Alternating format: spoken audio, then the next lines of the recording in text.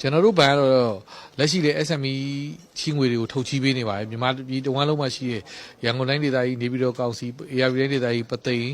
ရှမ်းပြည်နယ်တောင်ကြီးမွန်ပြည်နယ်မော်လမြိုင်နောက်ကမန္တလေးတိုင်းဒေသကြီးစကိုင်းတိုင်းမုံရွာမြို့မှာကျွန်တော်တို့က SME ချီးငွေတွေကိုထုတ်ချီးပေးပါတယ်အဲ့ဒါကလည်းကျွန်တော်တို့က cash flow based system နဲ့ထုတ်ချီးထားတာဖြစ်ပါတယ်အာမခံပစ္စည်းမယူဘဲနဲ့ထုတ်ချီးထားခြင်းဖြစ်ပါတယ်9မိနစ်မှထပ်ပြီးတော့တိုးပြီးတော့ထပ်မှန်ပြီးတော့ထုတ်ချီးပေးသွားမှာဖြစ်ပါတယ်အလားတူပဲကျွန်တော်တို့က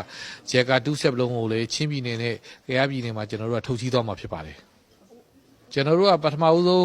2014ခုနှစ်မှာတော့ကျွန်တော်တို့ဘဏ်စပြီးတော့ဒီ SME Jagger 2 step လုံးကိုရပါတယ်ဒါပေမဲ့လည်းကျွန်တော်တို့ဘဏ်ရဲ့အရင်အုပ်ချုပ်မှုစနစ်တွေလွဲမှားမှုကြောင့်ကျွန်တော်တို့ data အသစ်အဖွဲ့ရွေးချယ်ပြီးတဲ့အချိန်မှာကျွန်တော်တို့ကဒီဟာတွေကိုပြုပြင်ပြောင်းလဲနေတဲ့ကြောင့်မို့first phase ရဲ့ second dance မှာမရပါဘူးအခု second phase မှာတော့ကျွန်တော်တို့ပြန်ပါလာပါပြီဘာဖြစ်လို့လဲဆိုတော့ကျွန်တော်တို့က reform လုပ်လိုက်ပါတယ်ဘဏ်တစ်ခုလုံးကိုအုပ်ချုပ်မှုစနစ်ကအစအကုန်လုံး reform လုပ်လိုက်အရင်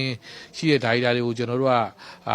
ဖယ်ခိုင်းလိုက်ပြီးတော့ကျွန်တော်တို့ data အဖွဲ့အသစ်ကနေပြီးအုပ်ချုပ်မှုတွေစီမံခန့်ခွဲမှုတွေအသစ်လုပ်တဲ့အခါမှာဒီ Jagger 2 step လုံးရွေးချယ်ပြီးတဲ့ PFI ကုမ္ပဏီဖြစ်ပြန်တဲ့ရွေးချယ်ခံထားရတယ်ဆိုတာလေကျွန်တော်တို့ကပြီးခဲ့တဲ့တစ်ပတ်ကနေပြီးတော့ MOPF ကနေကြေညာသွားပါတယ်ဒါမှမဟုတ်ကျွန်တော်တို့ကဒီ second phase မှာဆိုရင်တော့ကျွန်တော်တို့က